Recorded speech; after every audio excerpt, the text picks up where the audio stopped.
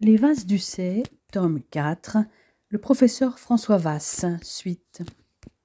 Mardi 19 juillet 2005. Cette fois, Éléonore se réveilla avant François, qui la rejoignit pendant sa séance de yoga, avant leur séance de méditation de couple qui se terminait toujours en câlin. Après le petit déjeuner avec les enfants et Wilson, ils prirent le métro B, direction Brighton Beach. Éléonore voulait tenir la promesse qu'elle avait faite à Alyssa. Elle lui avait envoyé un message la veille et le rendez-vous avait été fixé chez les parents de la jeune fille. La jeune femme avait emmené dans un sac de quoi faire un relooking maquillage. Pour les vêtements, elle verrait avec ce qu'avait la babysitter dans son dressing. « En tout cas, toi, tu n'as pas besoin de relooking, mon amour, lui dit François en glissant ses mains sous sa robe. Tu es splendide. » Elle avait en effet mis une courte robe portefeuille bleu dur, dos nu, sur un bikini de la même couleur, qui mettait en valeur son hâle, ses yeux verts et ses cheveux blonds encore éclaircis par le soleil. Ils arrivèrent aux environs de 10 heures chez les Harris. Pendant que François discutait avec leurs hôtes en surveillant les enfants qui jouaient dans le jardin, Éléonore passa en revue les différentes caractéristiques de la babysitter. La forme de son visage, la couleur de ses yeux, de ses cheveux, sa morphologie. Tu as une morphologie en A. Tu as une taille fine, une petite poitrine, des épaules étroites. En revanche, ton bassin est large. Ça ne veut pas dire qu'il est trop large. Cela signifie que tes épaules et ton bassin ne sont pas dans le même alignement. En fait, tu as une morphologie très féminine et facile à mettre en valeur. Voyons ce que tu as comme vêtements et parmi eux, ce qui peut te mettre en valeur. Elles passèrent en revue le dressing d'Alyssa. Tout y passa. Les jeans, les pantalons, les jupes, les robes, les hauts, les vestes, les chaussures, les ceintures, les écharpes et les bijoux. Ce qui est important dans ton cas, c'est de mettre l'accent sur la taille, porter l'attention sur le buste. Tous les hauts qui apportent du volume sont parfaits pour rééquilibrer ta silhouette. Éléonore montra à Alyssa dans les hauts qu'elle possédait ce qui pouvait la mettre en valeur. Ceux avec des volants au niveau des épaules ou de la poitrine, de la dentelle, des plissés, des épaulettes, des manches ballons ou raglants, ainsi que les tops cache-cœur, les hauts imprimés et à motifs, avec des rayures horizontales ou blancs. En revanche, évite les hauts trop longs et les tuniques. Alyssa commença un premier tri de ce qu'elle allait garder et élimina le reste. Passons au bas maintenant. Pour le coup, là, il faut rester discrète et sobre avec des couleurs foncées et unies et surtout des tissus fluides. Tu dois absolument éviter les imprimés au niveau des hanches, les matières brillantes ou épaisses comme le velours ou le tweed et les couleurs très voyantes, les rayures horizontales, les pinces et les poches latérales pour les pantalons. Donc, exite les froufrous et volants sur le bas du corps, tout comme le total look vêtements moulants. Les robes et les hauts à basque qui élargissent les hanches, ainsi que les jeans taille basse ou slim. L'ancien mannequin lui cita les bas qui seraient idéaux, comme les jeans coupe droite ou évasés à taille haute ou normale, mais aussi les jeans mom, les pantalons de coupe droite ou large, les robes évasées à partir des hanches, les robes cintrées qui s'évasent, les robes style empire, les robes chemises ceinturées à la taille, les jupes trapèzes ou bien fluides, ce qui permit à Alyssa de faire un nouveau tri. Avec tout ça, tu peux porter des vestes à épaulettes ou courtes, un blouson type perfecto, un manteau à épaulettes ou très structuré. Ah oui, je n'ai pas parlé des décolletés. Le mieux pour toi, ce sont les décolletés en V, en U ou plongeant, qui mettent en valeur ta petite poitrine. Les cols bateaux ou bénitiers qui vont dégager ton port de tête et aussi les décolletés dans le dos. Le dressing commençait à se vider des vêtements qui n'étaient pas vraiment adaptés à la morphologie de la jeune fille. Voyons le rayon maillot de bain. Tu habites tout près d'une plage, ce serait dommage de ne pas en parler. Je te conseille le maillot 2 pièces avec un haut triangle ou balconné uni, même de couleur flashy, à volant ou imprimé. Un haut de forme bandeau ou une brassière en colure américaine tirait très bien aussi. Pour le bas, une taille haute soulignera ta taille qui est fine et ça va allonger tes jambes.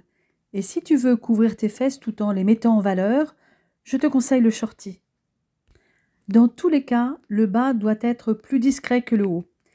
Et évite ceux avec des nœuds sur les côtés. Si tu veux mettre un maillot une pièce, prends-le avec un décolleté plongeant. Ça tombait bien, Alissa adorait ce type de maillot de bain.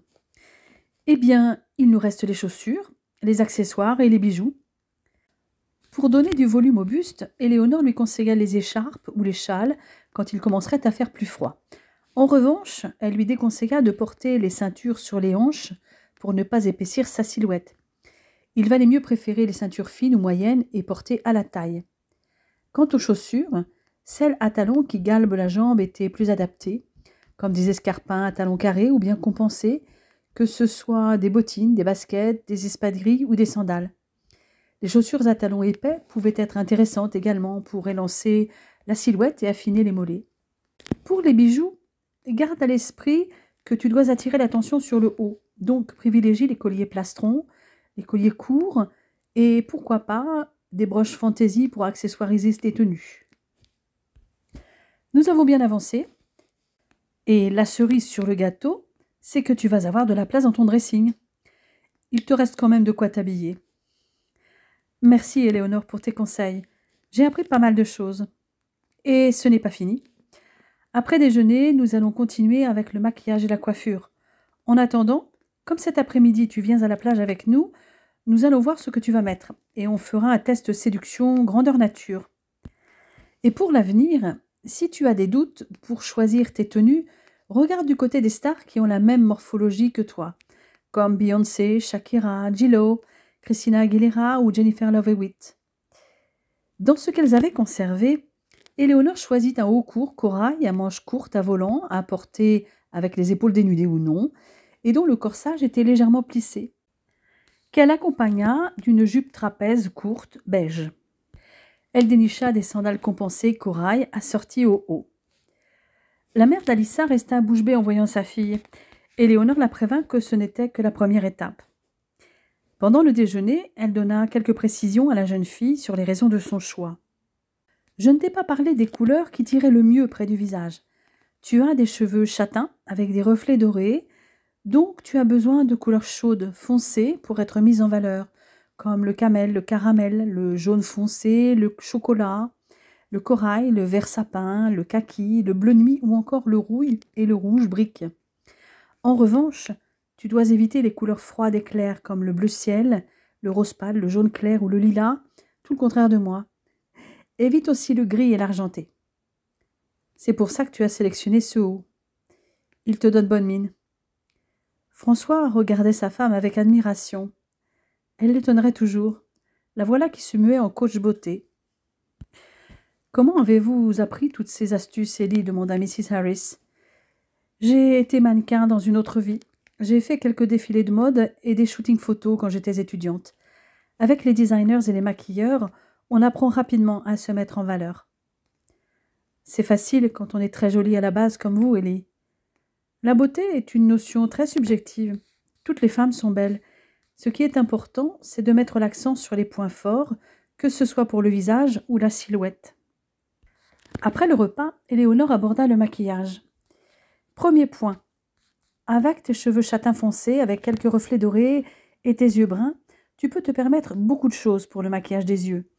Mais pour tous les jours, je te conseille de rester sobre. Pour le teint, c'est ta carnation qui est importante. Mise sur les tons beige doré. Mais là, on va s'en passer, surtout pour la plage. En revanche, je te conseille d'utiliser une protection solaire teintée si tu le souhaites. Fais-moi voir les produits que tu utilises. De toute façon, j'en ai amené si besoin. Alissa alla chercher ce qu'elle utilisait habituellement. Éléonore sélectionna certains produits. Elle procéda d'abord par un bon démaquillage, même si Alissa ne portait encore rien sur sa peau. Après une base hydratante, elle utilisa sa crème solaire teintée avec un indice de protection élevé. Elle appliqua ensuite un peu de blush corail. Pour les yeux, elle opta pour des fards nude, comme le taupe et le beige, avec un trait de crayon brun en ras de cils, puis du mascara waterproof. Et elle paracheva avec un rouge à lèvres corail très léger. Pour le soir, tu peux faire un maquillage plus appuyé des yeux et utiliser des fards prunes ou gris pour un effet smoky eye. Soit tu mets l'accent sur les yeux, soit sur la bouche. Jamais les deux en même temps. Attention à ne pas trop épiler tes sourcils avec la forme de ton visage. Ils gagneraient à être un peu plus épais et un peu plus longs, leur ligne naturelle en fait. La jeune femme retravailla la forme des sourcils de quelques légers coups de crayon si fins qu'ils se confondaient avec les poils. Parlons coiffure maintenant. Tu as un visage carré et pour le mettre en valeur, le mieux est un carré pas trop court et wavy. Mais bien sûr, tu peux aussi garder tes cheveux longs. Quelques ondulations adouciront ton visage si tu les laisses libres. Et si tu veux les attacher, en tant qu'infirmière, c'est généralement indispensable, privilégie les queues de cheval bien hautes et bien plaquées. Le chignon banane, style hôtesse de l'air, et les chignons structurés. Tu pourrais aussi avoir une frange longue effilée ou bien une frange rideau avec les mèches sur les tempes pour adoucir les traits du visage. En revanche, évite les franges droites ou très courtes. C'est vrai que j'aimerais bien avoir une frange, mais je n'ai jamais osé. On peut essayer avec une frange rideau. C'est celle dont on se lasse le moins ou que l'on peut facilement dissimuler le temps que les cheveux repoussent si on se lasse. Et je te ferai une queue de cheval haute. Pour la plage, c'est ce qu'il y a de mieux. On y va ? Je te fais confiance. Éléonore prit les ciseaux de coiffeur qu'elle avait dans sa trousse. En 2 temps 3 mouvements, la frange rideau était faite. Quand la queue de cheval haute fut réalisée, la frange rideau encadrait élégamment le visage d'Alissa, y créant de la douceur et de l'équilibre. Elle mettait aussi en valeur ses yeux. La jeune fille était métamorphosée. Le résultat plaisait aux parents. Restait à savoir ce qu'allait en penser la principale intéressée. Elle eut du mal à croire que c'était elle qu'elle voyait dans le miroir. « Ça te plaît ?»« Beaucoup. Et pourtant je n'ai pas fait grand-chose. Un maquillage léger, une queue de cheval et une frange, une couleur de haut qui illumine ton visage, et maintenant tu es prête pour aller faire des ravages sur la plage. » « N'exagérons pas. »« On parie ?» dit Éléonore. Il était environ 14 heures quand ils partirent se balader sur la promenade Rigelmann, le long de la plage. Le couple laissa Alissa marcher devant à une certaine distance. Il fallait qu'elle se rende compte que c'était elle qu'on regardait et pas Éléonore qui, lorsqu'elle apparaissait, attirait tous les regards. Rapidement, la jeune fille eut la confirmation que son nouvel aspect ne laissait pas insensibles certains garçons qu'elle croisait. Éléonore et François marchaient comme à leur habitude, enlacés, tenant la poussette chacun d'une main. Les enfants s'étaient assoupis. Ils s'assirent sur un banc au niveau du terrain de sport. Éléonore nicha sa tête dans le cou de son mari. « J'ai l'impression que je me suis trompée sur Alissa, dit François. Elle n'est peut-être pas amoureuse de toi au sens où je l'entendais. En effet, je pense qu'elle me voit plutôt comme un modèle auquel elle voudrait ressembler. Quoi qu'il en soit, même si elle est amoureuse, moi je suis profondément hétéro. Qui plus est, je suis raide dingue de mon homme.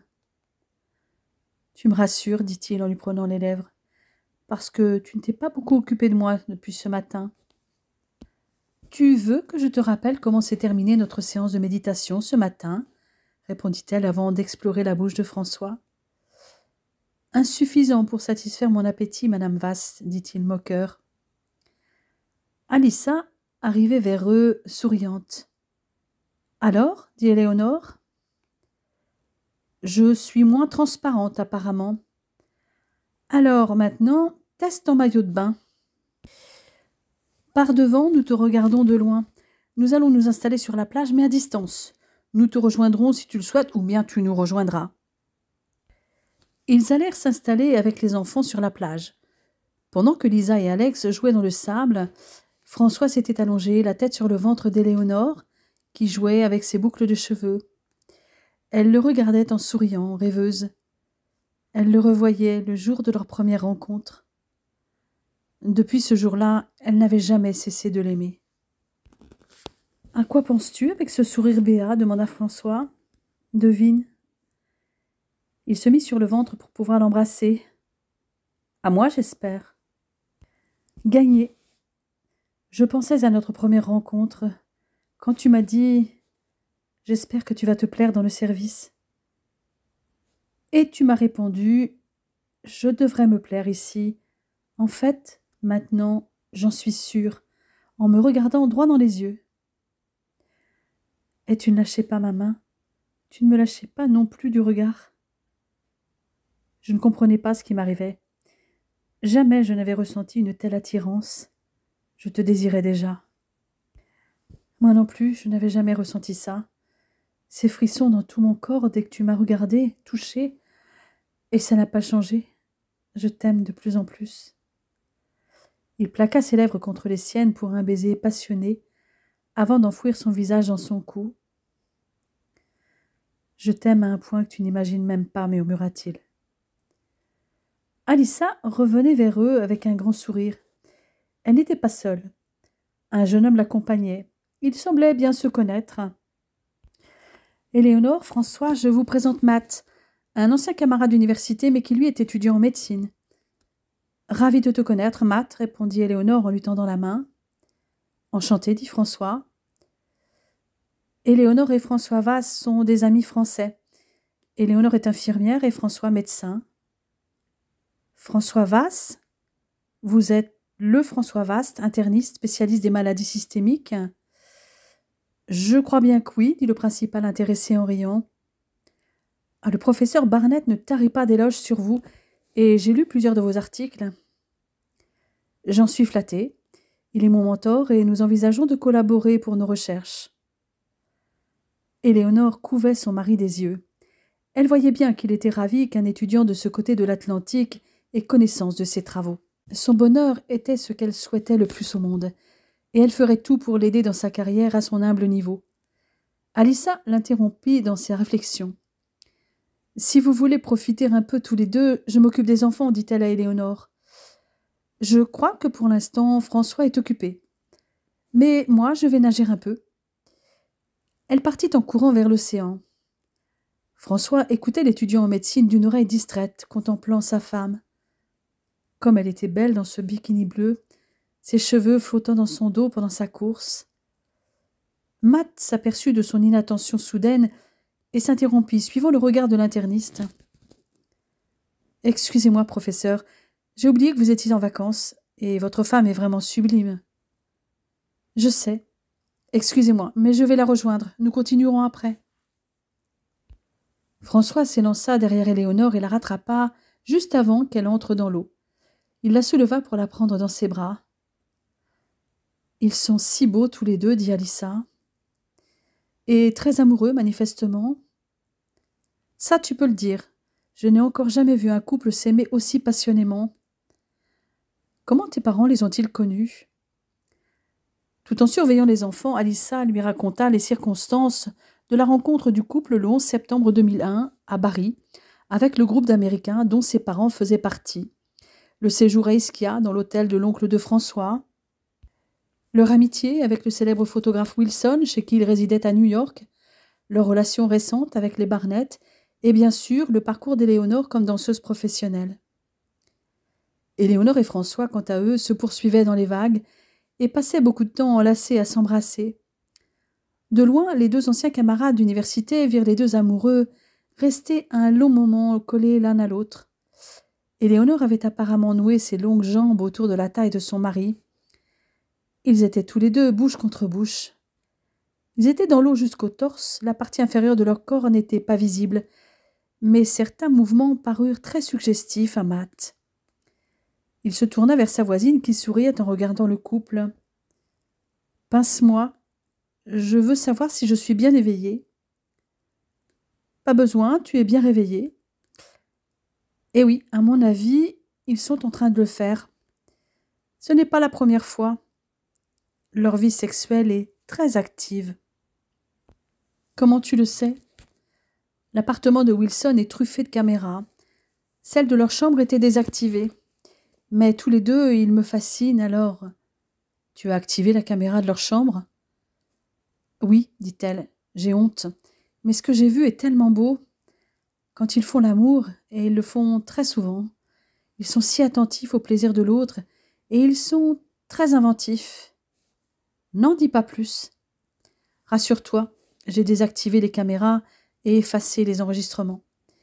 Mais leur hyperactivité sexuelle est, semble-t-il, connue de leur famille et de leurs amis. J'ai entendu Wilson leur dire qu'il avait fait insonoriser leur chambre exprès pour ne plus entendre leurs ébats. Ils ont même un surnom, les Lapinous.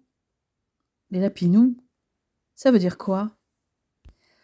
Alissa a dû lui expliquer ce surnom bizarre pour des Américains, mais elle lui précisa que leurs ébats étaient beaucoup, beaucoup plus longs que ceux des léporidés réputés pour leurs accouplements fréquents mais très rapides. Le couple revenait vers eux, resplendissant de bonheur et très détendu. Matt vit le professeur Vass s'asseoir et Éléonore s'installer entre ses jambes, le dos contre son torse. François l'entoura aussitôt de ses bras et l'embrassa dans le cou. « Où en étions-nous, Matt » dit-il avec un grand sourire. « Vous me parliez de votre collaboration avec Barnett. La médecine interne est une spécialisation qui m'intéresserait. J'ai encore du chemin à parcourir. Si tout va bien, j'aurai mon doctorat l'année prochaine. Mais pour avoir le droit d'exercer, je vais devoir ensuite réaliser un postgraduate training. Et comme je veux me spécialiser, je vais faire quelques années de residency. » « Oui, je vois, l'équivalent de l'internat français, » dit François, tout en effleurant des lèvres les cheveux d'Éléonore. Ils discutèrent tout le reste de l'après-midi, profitant en même temps des rayons du soleil. Entre-temps, Éléonore avait fini par rejoindre Alissa pour jouer avec les enfants. Au moment du goûter, elle enfila un paréo de la même couleur que son bikini pour aller acheter un goûter et des boissons pour les enfants et les plus grands. Avant de partir, elle vint déposer un baiser léger sur les lèvres de son mari. François la regarda s'éloigner de sa démarche dansante et la suivit des yeux un moment. Matt ne manqua pas de remarquer la lueur qui s'allumait dans les yeux du professeur Vass. Mais ce qui le frappa, ce fut de voir son visage s'illuminer littéralement lorsqu'elle revint. La famille Vass prit congé des deux jeunes gens un peu avant 18 heures. « Surtout, Alissa, si un jour tu viens en France, préviens-nous. Nous serons heureux de t'accueillir, seul ou accompagné, lui dit Éléonore avec un clin d'œil. Mais il est possible que nous revenions de temps en temps à New York. » Elle étreignit la baby-sitter avant de partir. Les enfants firent un câlin à la jeune fille qui s'était beaucoup occupée d'eux pendant le séjour. « Vous repartez quand » demanda Matt à François. « Après-demain soir. Demain, nous allons à Washington. Je vous souhaite bon retour et j'espère vous revoir un jour. En attendant, je vais continuer à suivre vos travaux. » Mercredi 20 juillet 2005. Wilson avait choisi le train et les accompagnait pour cette excursion d'une journée dans la capitale fédérale, sans doute une des villes les plus intéressantes du pays.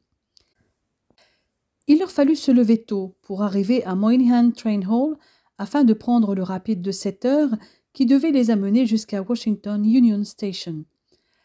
Le trajet de New York jusqu'à la capitale fédérale était l'un des plus pittoresques des États-Unis. Le parcours les emmena à travers certaines des plus belles campagnes du pays, notamment les montagnes Catskill et la vallée de l'Hudson. Les New-Yorkais appréciaient beaucoup les Catskills, ces montagnes très ensoleillées, leurs petites fermes, leurs forêts aux couleurs flamboyantes en automne et leurs pistes de ski en hiver, comme celles des monts Hunter et Slide. Elles étaient aussi un endroit idéal pour les passionnés de pêche, avec leurs lacs sauvages et leurs rapides. Et le fleuve Hudson et le Delaware étaient réputés pour le canoë-kayak, notamment aux Landers River Trips de Skinners Falls sur le Delaware. À la belle saison, les habitants de la Grosse Pomme aimaient faire de la randonnée dans les vallées et les sommets de la région, sur les nombreux sentiers des monts Slide, Plattekill, Windham et Perrier. Union Station parut aussi impressionnante à François que Grand Central, mais elle avait l'avantage d'être à quelques pâtés de maison du bâtiment du Capitole. La gare disposait de nombreux points de restauration qui pouvaient répondre à tous les goûts. Éléonore se rappela qu'il y avait une crêperie. Ils n'avaient pas vraiment eu le temps de prendre leur petit déjeuner, et ils risquaient d'avoir faim d'ici l'heure du déjeuner. Les enfants furent en outre ravis d'avoir une crêpe au Nutella comme en France. Leurs parents et Wilson jetèrent leur dévolu sur la crêpe banane-fraise avec une sauce au chocolat. Le groupe prit ensuite le métro jusqu'à Metro Center à 20 minutes au pied de Washington Monument. Cette fameuse tour en forme d'obélisque érigée en l'honneur de George Washington, entourée de 50 drapeaux. Visible de loin, il était immanquable avec ses deux couleurs différentes de marbre. « C'est bizarre, ces deux couleurs, » constata François. « Oui. La guerre civile et un manque de financement avaient interrompu les travaux pendant plusieurs années. Lorsqu'ils ont repris, il avait fallu se fournir en marbre dans une autre carrière, d'où cette différence de ton accentuée par les intempéries et l'érosion du temps. Il y avait déjà plein de monde sur les grandes étendues de pelouse autour du monument. Alan avait réservé des billets pour le visiter. Depuis la terrasse d'observation, ils purent voir près de 40 kilomètres à l'horizon dans toutes les directions, y compris des points de repère comme le Capitole, la Maison-Blanche, le cimetière d'Arlington et la cathédrale nationale de Washington. La vue était vraiment incroyable.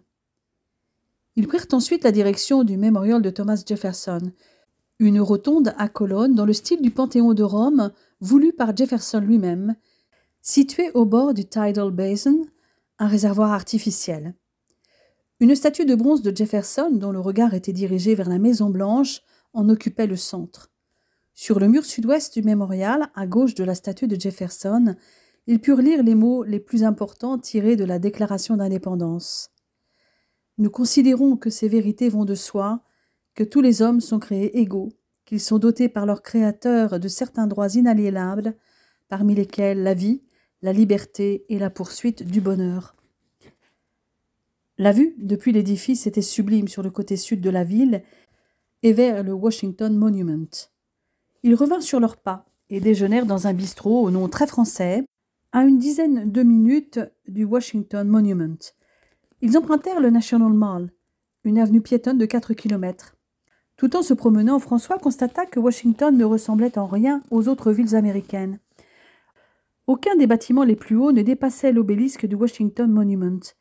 Ils étaient loin de la verticalité de New York. Leur halte suivante fut pour le mémorial Lincoln. Devant l'édifice, François contempla la Lincoln Memorial Reflect Pool, cet immense miroir d'eau qui reflétait les deux monuments situés à ses extrémités, les Washington et Lincoln Memorials. « Tu sais ce que cette étendue d'eau me rappelle » demanda-t-il. « Je crois savoir. » Forrest Gump, quand il s'adresse à la foule pour parler de cette putain de guerre de Vietnam et que Jenny l'appelle depuis le bassin. « C'est ça, dit-il en l'embrassant. Sur les marches permettant d'accéder au monument, Éléonore montra à François une dalle. « I have a dream » lut-il étonné. C'est à cet endroit que Martin Luther King a prononcé son discours en 1963. Et si tu regardes attentivement, le mémorial est conçu comme un temple grec avec 36 colonnes doriques, comme les 36 États de l'Union en 1865, quand il a été édifié. Tu es un puits de science en histoire, mon amour. N'exagère pas. En dehors de la France et de l'Italie, j'ai surtout des connaissances sur l'histoire de la Grande-Bretagne et des États-Unis. Parce que l'étude des civilisations anglaises et américaines faisait partie de mes unités d'enseignement à la fac. Et je me suis coltiné en particulier l'histoire des États-Unis. En haut d'une volée de marches se dressa devant eux cette immense statue de marbre blanc d'Abraham Lincoln que l'on voyait dans beaucoup de films et séries américaines. Sur le mur de gauche était gravé le discours que Lincoln avait prononcé à Gettysburg en pleine guerre de sécession en 1863. Il y avait beaucoup de monde et pourtant l'endroit leur sembla paisible. Tout à côté se trouvait le mémorial consacré aux soldats de la guerre de Corée, avec ses statues très réalistes de soldats. À 5 minutes de marche plus loin, ils se retrouvèrent devant le mémorial du Vietnam consacré aux femmes, qu'ils faillirent ne pas voir tant il était bien caché dans un bosquet d'arbres au bord du chemin. Ce mémorial représentait 3 infirmières, grandeur nature, s'occupant d'un soldat blessé. Un bel hommage, selon Éléonore, car leur contribution était souvent oubliée. Juste en face se dressait le Vietnam Veteran Memorial, avec son mur de plus de 58 000 noms de soldats, morts ou disparus, qui parut aussi émouvant à Éléonore que l'immense cimetière américain de Colville-sur-Mer, juste au-dessus d'Omaha Beach. De là, ils prirent la direction de la Maison-Blanche, dont ils purent visiter l'aile est et la roseraie grâce à Alan Wilson. En sortant de la Maison-Blanche, Éléonore montra une rue à François. Si tu suis cette rue, tu passes devant l'unité George Washington, et au bout, tu te retrouves sur Virginia Avenue et devant un hôtel devenu célèbre dans les années 70. Tu as 30 secondes pour me donner la bonne réponse. Pense à Forrest Gump, le jour où il est accueilli à la Maison-Blanche avec l'équipe nationale de ping-pong. Je connais ce film par cœur. Tu ne mourras pas sur ce coup-là. C'est le Watergate. Et qu'est-ce que j'ai gagné pour cette bonne réponse demanda-t-il en l'enlaçant. Je vais y réfléchir, dit-elle en lui plantant un rapide baiser sur les lèvres. Leur dernière visite fut pour le Capitole avec sa coupole emblématique et abritant le Congrès, c'est-à-dire le Sénat et la Chambre des représentants. Mais ils se contentèrent de le voir de l'extérieur. Ils ne voulaient surtout pas rater le train du retour qui arrivait déjà à près de 22 heures à New York. À la gare, Éléonore acheta de quoi faire manger les enfants pour pouvoir les coucher en arrivant. Après avoir couché les enfants et dîné rapidement avec Alan, Éléonore et François se retrouvèrent enfin seuls.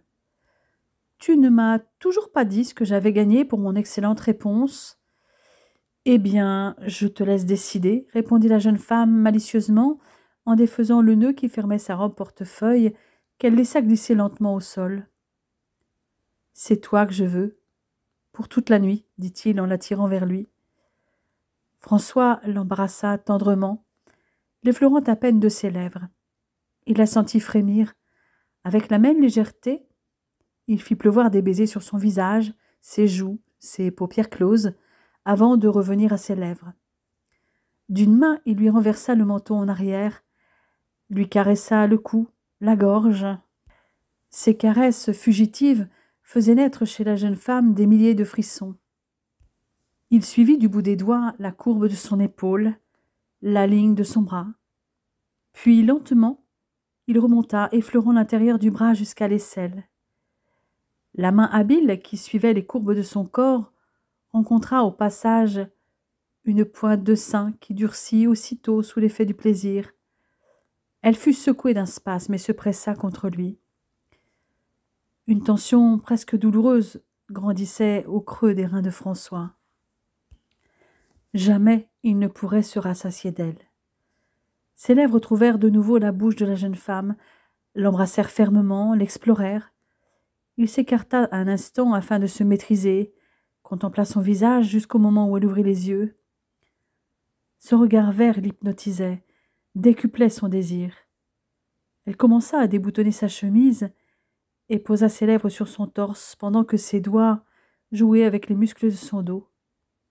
« Viens, la douche attendra. Moi aussi je te veux pour toute la nuit. » Après leur retour de New York, François et Éléonore avaient d'abord organisé une petite fête pour les 2 ans d'Alexandre, la dernière dans leur appartement de la rue de Leucas. Le week-end suivant, ils avaient déménagé et laissé leur ancien nid d'amour à Steph et Dominique. Au moins, ils pourraient y revenir de temps en temps, car ils y avaient beaucoup de souvenirs. Néanmoins, leur nouvel appartement de Mont-Saint-Aignan, dans le manoir d'Ussay, était beaucoup plus vaste avec ses 140 mètres carrés, et les enfants avaient chacun leur chambre. Cerise sur le gâteau, il y avait un jardin et des jeux spécialement installés pour eux par leurs grands-parents. Le couple avait insisté auprès de Jacques et Laurence pour payer un loyer en cohérence avec les prix du marché, car ces derniers voulaient leur louer un prix dérisoire, sous prétexte qu'ils étaient leurs enfants et leurs seuls héritiers. Durant le mois d'août, Livesey, qui avait lui aussi déménagé de la rue des Forgettes pour intégrer les locaux du nouvel espace régional des professions de santé, rue du professeur Stewart, était un peu vide. Éléonore, qui venait d'y prendre ses fonctions de cadre de santé formateur, avait de quoi s'occuper avec celles et ceux de ses collègues qui, comme elle, n'étaient plus en vacances, pour organiser les plannings de cours des intervenants, ceux des formateurs de la promotion et préparer les cours de soins infirmiers des modules à venir. François était devenu membre de la Fédération européenne de médecine interne depuis 2003, tout comme il l'était de la Société nationale française de médecine interne depuis 1997. Aussi, les congrès se multipliaient, puisqu'aux congrès bisannuels de la SNFMI s'ajoutaient ceux heureusement annuels de la FEMI, qui duraient généralement 4 jours et avaient quelquefois lieu en même temps que le congrès international de médecine interne, qui lui avait lieu tous les 2 ans et durait de 4 à 5 jours. Le congrès de la FEMI de 2005 avait eu lieu à Paris, du mercredi 31 août au samedi 3 septembre, et Éléonore n'avait pu accompagner son mari du fait de sa prise de poste récente à Livesey. Elle l'avait juste rejoint pour la soirée de gala, passant la nuit à l'hôtel avec lui. Les autres jours, il avait fait l'aller-retour Rouen-Paris en train. Le 5 septembre, elle avait fait connaissance avec sa première promotion d'étudiants, celle de septembre 2004, qui était donc en 2e année, et plus particulièrement du groupe d'une vingtaine d'étudiants de son suivi pédagogique. À la fin du mois, elle était déjà capable d'identifier tous les étudiants de la promotion, soit environ 120 étudiants. Le couple avait rapidement trouvé une école pour Lisa et une crèche pour Alex à proximité du CHU, et Éléonore y avait conduit les enfants le mardi. Ses horaires lui permettaient de les conduire chaque jour en prenant le bus. Si elle avait un contretemps, elle pouvait toujours compter sur Claudia ou Louis, qui habitaient non loin de là. Les mois s'étaient écoulés paisiblement, mais le début de 2006 avait été riche en événements médicaux, avec le premier mort du chikungunya mi-janvier et le premier cas de grippe aviaire fin février. Elle continuait à aller au studio 2 fois par semaine et François l'y rejoignait chaque jeudi soir. Elle avait aussi beaucoup travaillé avec les professeurs de l'académie de danse à qui elle avait soumis son idée de spectacle avec comme fil conducteur la comédie musicale Mamma Mia. Tout au long de l'année, tous avaient travaillé dur. Il avait fallu sélectionner les élèves qui tiendraient les rôles principaux. Quels morceaux répartir entre le classique, le modern jazz, le contemporain, le hip-hop et la danse de salon, mais aussi les différents niveaux dans chaque classe pour que tous les élèves y trouvent leur place. Les professeurs avaient énormément travaillé la mise en scène avec Éléonore, les voix off pour la trame, mais le spectacle fut à la hauteur. Entre-temps, comme d'habitude, la jeune femme avait accompagné son mari en congrès à Nancy les 14, 15, 16 et 17 juin sur les pathologies inflammatoires digestives et les pathologies allergiques. Elle l'avait également suivi les 6, 7 et 8 décembre à Lyon, où les thèmes étaient les fièvres prolongées et les syndromes inflammatoires inexpliqués, ainsi que les maladies systémiques et cancers. Sur ce dernier thème, François devait intervenir. Depuis 2005, François et Graham Barnett collaboraient et publiaient ensemble des articles dans le Journal of Clinical Investigation. Ils se rencontraient le plus souvent à New York, au grand désespoir d'Éléonore, qui n'avait pu y suivre François qu'une seule fois. Elle appréhendait toujours d'être séparée de lui, et la réciproque était tout aussi vraie. Au début de novembre 2006 avait eu lieu le congrès international de Taipei. Comme il avait eu lieu pendant les vacances de Toussaint, Éléonore avait pu accompagner son cher et tendre. L'International Convention Center de Taipei était tout proche de la Taipei 101, alors le plus haut gratte-ciel du monde. Ils avaient pu voir un certain nombre de sites, comme le mémorial dédié à Chiang Kai-shek, le splendide temple bouddhiste de Longshan et d'autres temples dans le quartier Ximending, les boutiques d'herboristes traditionnelles de la rue Diwa, mais aussi le quartier Zongshan avec le temple Xintian, le parc Xinchen et le Lihantai Historical House, les temples Confucius et Dalongdong Baoan. Le couple s'était rendu jusqu'au belvédère d'Elephant Mountain, où ils étaient restés jusqu'au coucher du soleil.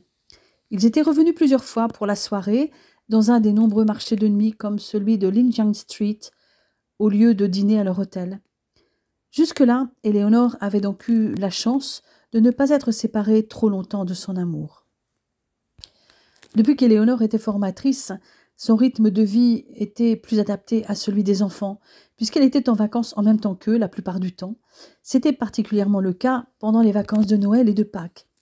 Le couple pouvait donc désormais passer une partie des vacances de Noël et une semaine en février ou mars à Saint-François, les vacances de Pâques à Skopelos ou à Ischia, et 3 ou 4 semaines l'été, souvent en Italie, mais aussi dans d'autres endroits d'Europe ou du monde.